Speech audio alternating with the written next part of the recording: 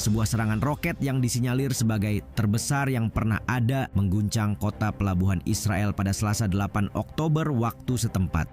Tidak tanggung-tanggung, lebih dari 100 roket ditembakkan dalam kurun waktu 30 menit oleh Hizbullah dengan beberapa di antaranya gagal dicegat oleh sistem pertahanan Iron Dome.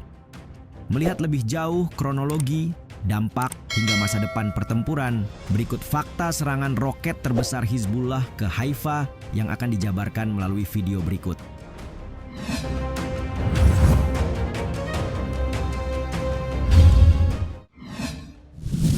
Hantaman 180 roket dari Lebanon.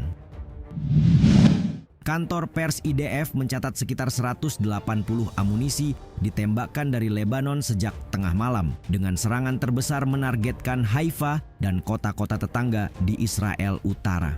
Alhasil, ratusan roket yang ditembakkan dalam waktu 30 menit itu menimbulkan huru-hara, di mana sirin berbunyi sedang beberapa bangunan dan lokasi yang terkena serangan mengalami kerusakan.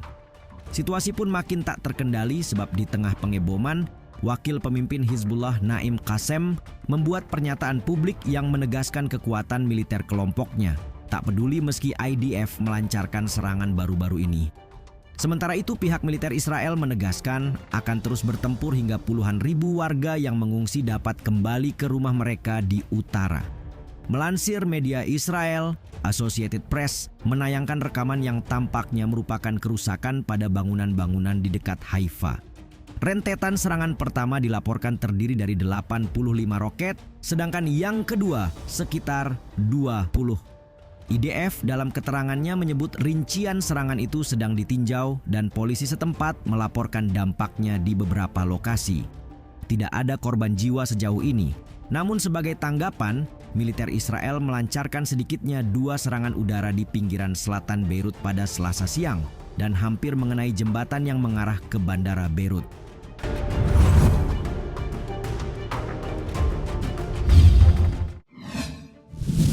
Iron Dome di Haifa sempat jebol. Pada dasarnya Iron Dome bukan sistem pertahanan udara satu-satunya, sebab masih ada David's Sling hingga Arrow 2 dan 3. Hanya saja, Iron Dome merupakan yang paling populer dengan tingkat keberhasilan lebih dari 90% dilaporkan. Karena itu, kebobolan berkali-kali menjadikan sistem pertahanan udara ini terlihat tak ada apa-apanya, sebagaimana yang terjadi saat roket Hizbullah menghantam Haifa belum lama ini. Atas keberhasilannya menembus sistem pertahanan canggih Israel, media lokal melaporkan sekitar 6 orang menjadi korban dalam serangan roket di Haifa dan Tiberias. Melalui sebuah rekaman yang dikutip Kompas dari AP, terlihat situasi di Haifa tampak lengang dengan sejumlah bangunan dan kendaraan yang terparkir mengalami kerusakan. Terlihat pula para pekerja konstruksi bekerja untuk memperbaiki kerusakan di alun-alun kota. Pihak militer Israel pun dikonfirmasi tengah menyelidiki kegagalan sistem untuk mencegat rentetan roket yang diluncurkan dari Lebanon ke Haifa ke depannya. Di sisi lain, Hizbullah dalam keterangannya mengatakan mereka telah menargetkan situs militer di selatan Haifa dengan salvo rudal Fadi 1. Sehari sebelumnya, Hamas juga meluncurkan sejumlah roket ke Tel Aviv dan beberapa kota di Israel Tengah, yakni Holon, Rishon LeZion, dan Bat Yam. Tidak hanya itu, Iron Dome juga terlihat kewalahan saat menangkis sekitar 180 rudal dari Iran pada 1 Oktober 2024 lalu.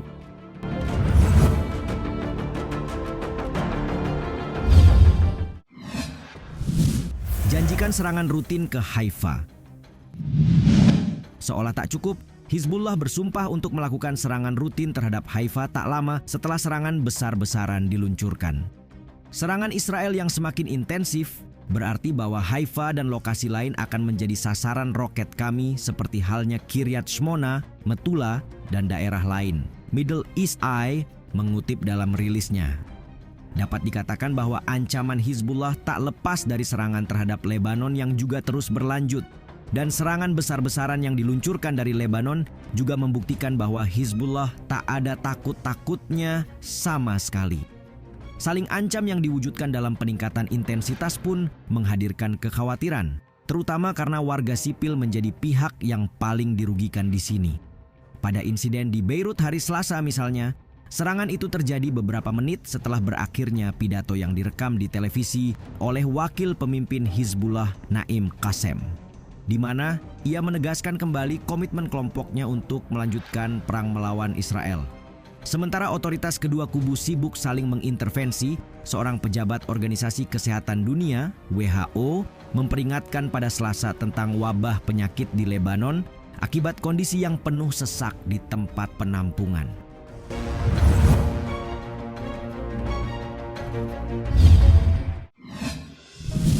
Makin banyak warga Israel mengungsi. Ketika perang lintas batas antara Hizbullah dan Israel yang dipicu oleh perang Gaza terus berlanjut selama 1 tahun, Israel meningkatkan serangannya hingga melakukan invasi darat ke Lebanon.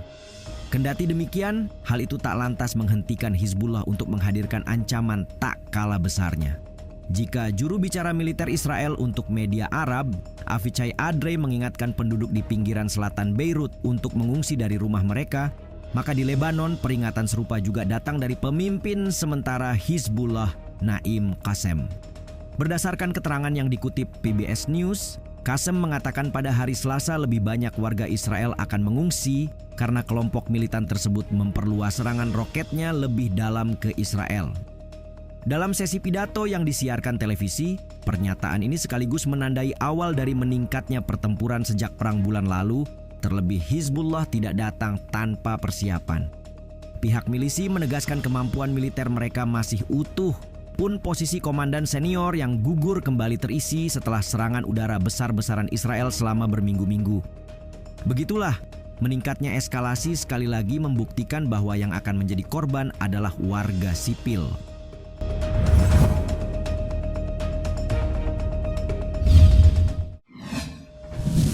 Netanyahu akan jadikan Lebanon seperti Gaza. Sejak hari pertama konflik Israel-Gaza meluas ke Lebanon, di saat bersamaan kekhawatiran terkait Lebanon menjadi Gaza kedua mulai dibicarakan. Dengan makin gencarnya serangan Hizbullah ke Haifa dan wilayah Israel lainnya, kekhawatiran itu kian nyata. Perdana Menteri Israel Benjamin Netanyahu telah mendesak rakyat Lebanon untuk mengusir Hizbullah dan menghindari kehancuran dan penderitaan seperti yang terlihat di Gaza. Kami telah melemahkan kemampuan Hizbullah, kami berhasil melumpuhkan ribuan teroris termasuk Nasrallah sendiri dan pengganti Nasrallah dan pengganti-penggantinya, katanya dalam keterangan. Adapun Hashem Safieddin, seorang pejabat tinggi Hizbullah yang secara luas diharapkan akan menggantikan sepupunya Nasrallah sebagai pemimpin, tidak terdengar kabarnya di depan umum sejak serangan udara Israel dilaporkan menargetkannya di Beirut Kamis lalu. Juru bicara IDF Daniel Hagari mengatakan pada Selasa malam bahwa mereka tidak dapat memastikan bahwa Safieddin tewas dalam serangan itu, namun pemeriksaan operasi tetap dilakukan. Berdasarkan pembaharuan IDF yang dimuat BBC, 50 anggota Hizbullah gugur dalam serangan udara pada hari Senin. Sementara Kementerian Kesehatan Lebanon mengatakan 36 warga sipil tewas dan 150 orang terluka dalam serangan Israel selama 24 jam terakhir keesokan harinya.